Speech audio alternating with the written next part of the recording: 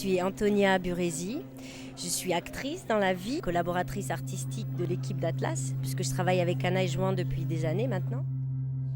Et juste pour passer et voir les phrases plus longues. Alors le projet Atlas, c'est un projet qu'on a déjà présenté dans plusieurs pays en Europe, donc plusieurs villes à chaque fois. On en est à la 33e ville avec Charleroi.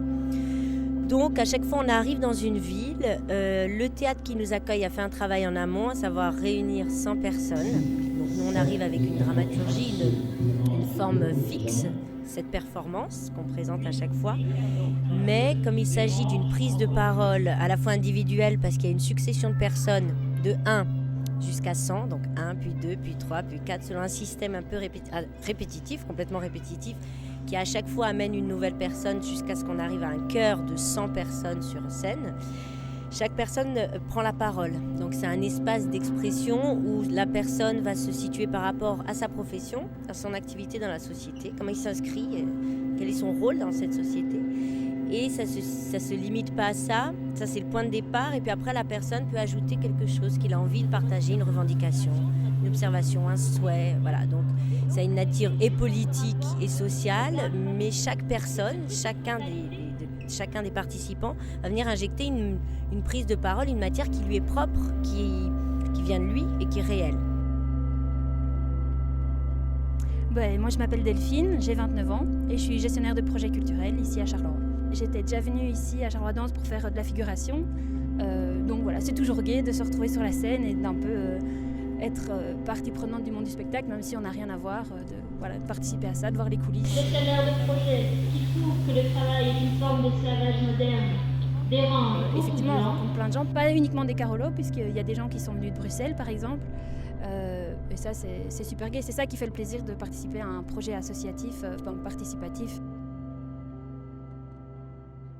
Que 100 personnes, c'est quand même un groupe important, déjà conséquent. C'est l'occasion que des personnes de tous les âges, de plusieurs milieux sociaux, dans plusieurs parcours, qui s'inscrivent dans plusieurs parcours, puissent se croiser. Et pendant cette semaine, on travaille aussi, on fait des échauffements, où on travaille sur le toucher, sur le contact, sur la danse. Donc il y a vraiment quelque chose de l'ordre de la cohésion qui se crée, et puis de la rencontre. Et c'est effectivement comment faire société, comment faire en tout cas la micro-société, mais société, comment vivre ensemble. Et il y a une parole à chaque fois qui est singulière, qui se présente, qui est individuelle, mais qui est reprise par le cœur des personnes qui sont sur scène, donc finalement qui devient aussi une parole collective, reprise au compte du collectif.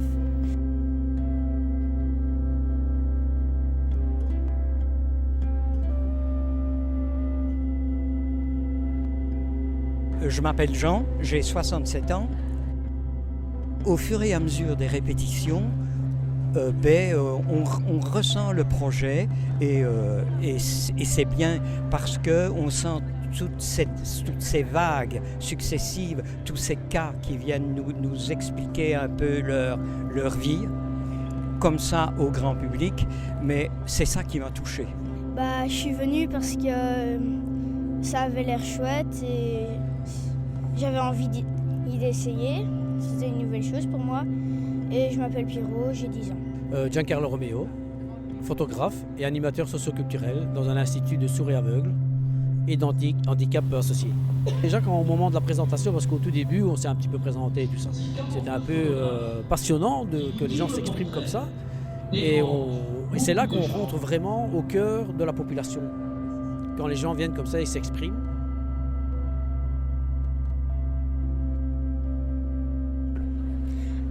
Je m'appelle Eva, j'ai 11 ans et je suis écolière en première secondaire à l'école européenne d'Uccle.